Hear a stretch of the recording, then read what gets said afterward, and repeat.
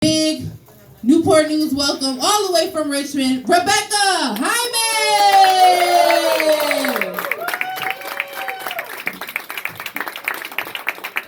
All right, give it up for yourselves. Such a positive audience. I love this. This is fun. I've never been here. I'm a really, really stable person for being an unstable person. I work really, really hard on that. I have bipolar disorder. Do I got any? Thank you. Okay. I see you. I hear you. I'm validating you in this moment. You are good. Okay. Yeah. I have bipolar. Oh, wow. This is gonna be easy. Okay. I have bipolar disorder. And I am like really. I hate mental health awareness on social media. You guys know what I'm talking about? Like every time a celebrity commits suicide, everyone on Instagram is like, I don't know what my life is going to be like without Anthony Bourdain. It's like, it's going to be the exact same. Anthony Bourdain is not a part of your life. You watch him on TV. You watch him eat mushrooms, okay? And they always say, you never know who's feeling like this. So make sure you check on your friends. And everyone is so supportive of people with mental illness until someone in their real life does something crazy. Like, they say all this stuff, and then I pull my boobs out in an argument, and everyone's like, whoa. I'm like, check on your friends.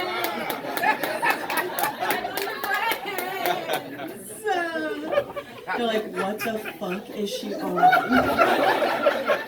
I'm like, not medicine. That's the problem.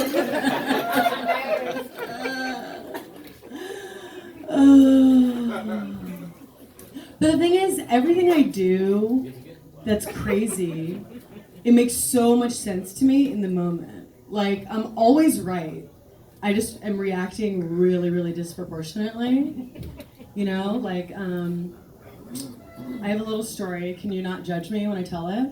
Do you promise? Okay, maybe. Okay, that's valid. That's valid. I'll preface it then by just saying, I'm actually a really, really good and kind person when I'm sane, and then it's different. So I used to be in the super Christian church. Churches that are super Christian.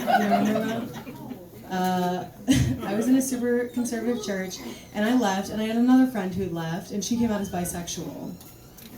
And classic. And this girl who she was friends with, I always hated, but she was friends with, called her. I was like, hey, I just want to say, I'm really sorry that you think you're a homosexual.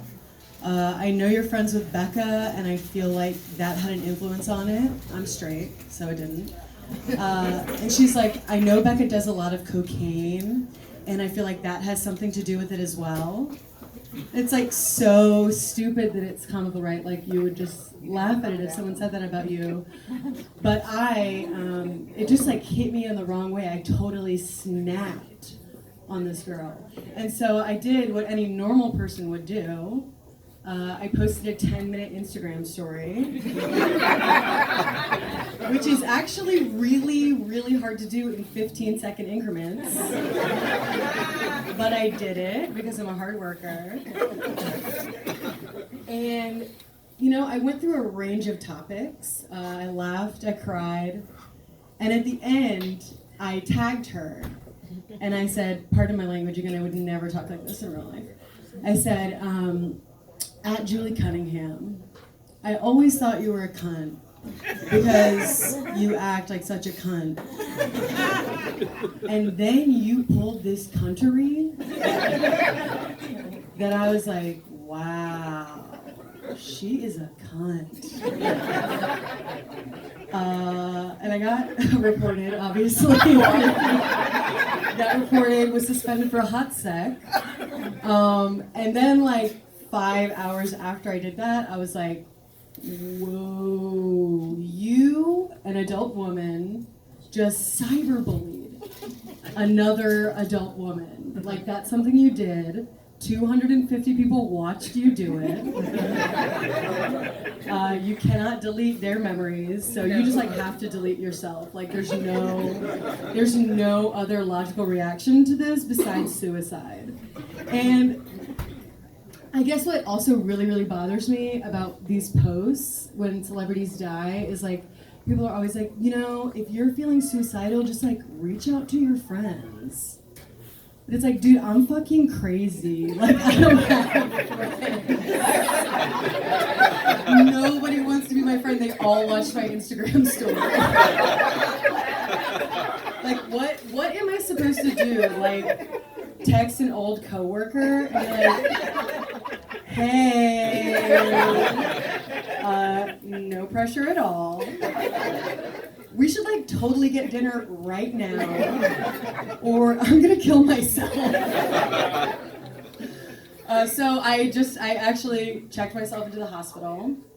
It was the best thing I could have ever done for myself in my life. It was such an amazing experience. It was really, really boring. There's nothing to do in the psych ward. So I passed the time by just like chugging bottles of water. And so I was absolutely gorgeous when I left. Glowing. And that really helped with the depression. It really helped. The only like kind of negative thing that happened was it took longer for my clothes to process. And so I was the only person in the psych ward that was in a hospital gown, which like when you're depressed doesn't make you feel less crazy. And I go into like the common room for group therapy, and there was this girl at my college who I always thought was really cool, but I was like, she's so cool that I was intimidated to be her friend. And she's there because she's the art therapist. I was like, oh my God, this is so weird. Crazy story. I'm actually a doctor. And I forgot my uniform. You guys are doing watercolors? Oh, that's fine. You know what? Actually, since I'm here, why not? Why not do them?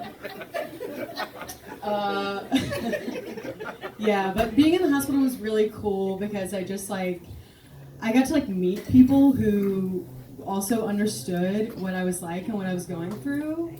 And so I didn't feel crazy. I was like, oh, other people just don't get it. You know what I mean?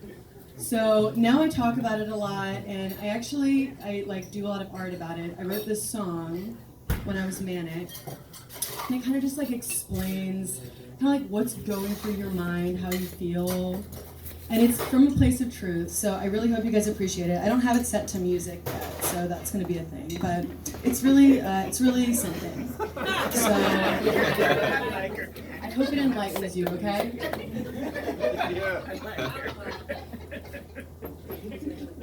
Want you to eat me out and eat me out again. Go buy me sour candy at the 7-Eleven. I want a sugar daddy, but they're fucking creepy. 12 grand a month, they were sucking that dick. Clap for your ableist. You guys have no idea how good I am at sexting. I have boyfriends in 3 countries. It's pretty fucking sweet, cause I never have to see them. And all y'all know, Skype sex is mad fucking hot. I wanna do cocaine. I wanna suck some dick. But y'all are straight up lame. And your dick smell like shit. Ladies, your dick smell like shit.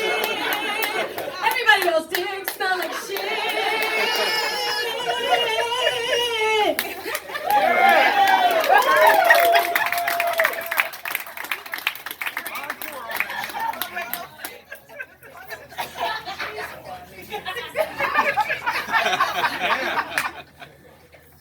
And all I really want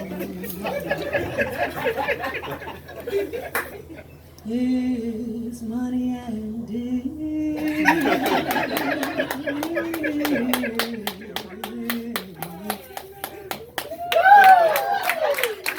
From a guy who's